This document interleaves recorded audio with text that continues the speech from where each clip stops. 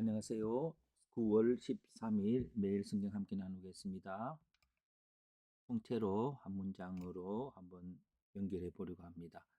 너희는 나를 교훈하고 경외하고 교훈을 받으라. 왜냐하면 너희가 교훈을 받지 않으면 형벌을 받을 것이고 교훈을 받으면 형벌이 중단될 겁니다. 어떤 형벌입니까? 여러 나라를 소집해서 이곳으로 모아서 하나님의 심판을 하게 할 것이라고 말씀하고 있습니다. 그 이유는 먼저 지도자들, 재판장들과 제사장들의 범죄, 그리고 백성들의 불의, 그렇게 되어져 있습니다. 한 문장은 너희는 나를 경외하고 나의 교훈을 받아서 네게 임할 형벌이 오지 않도록 하여야 한다. 주제, 다가오는 형벌에 대한 태도가, 형벌의 근거는 지도자들의 악함과 백성들의 죄, 그리고 여호와를 의뢰하지 않고 하나님께 나아가지 않은 것. 결국 복음은 우리의 죄 속에서도 하나님께서 긍휼히 여기신다. 오늘 이 시대에 하나님의 긍휼하심에 대해서 늘 구하는 우리가 되어야 할 것입니다. 하나님을 경외하고 구원을 받는다는 것은 바로 복음으로 복음의 능력에 의지하는 성도들이 되어야 될 것입니다. 해석입니다. 이스라엘에 대해 하나님께서 형벌을 예고하신다. 여러 나라를 소집해서 그 성읍을 황폐하게 할 것이라고 하였다.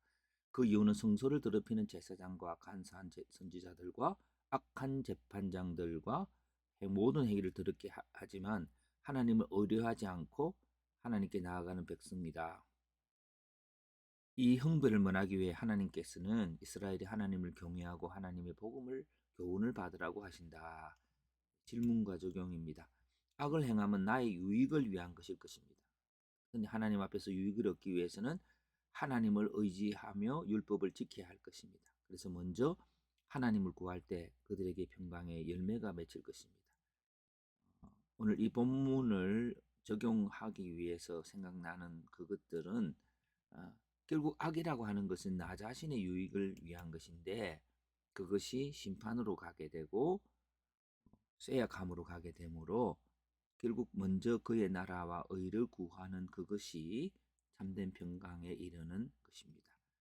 그래서 국제적 갈등이 심화되어 가는데 나라를 세우는 바른 길은 결국 그 나라의 목회자가 복음적인 선포에 늘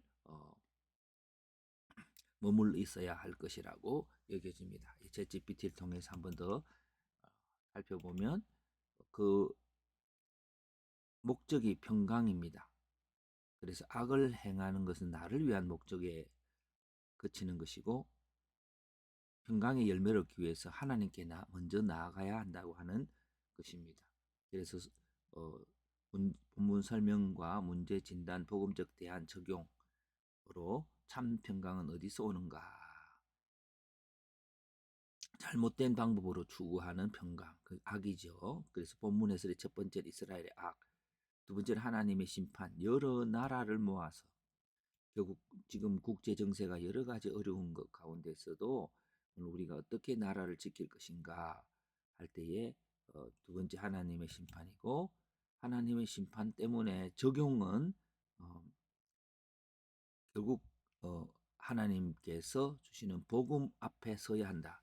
우리가 죄인인 것을 벗어날 수 없지만 그 죄인이 참된 평안, 곧 하나님의 더 큰 선물을 주시는 하나님의 평강에 도달할 수 있게 복음으로 나아가야 할 것이라고 생각합니다.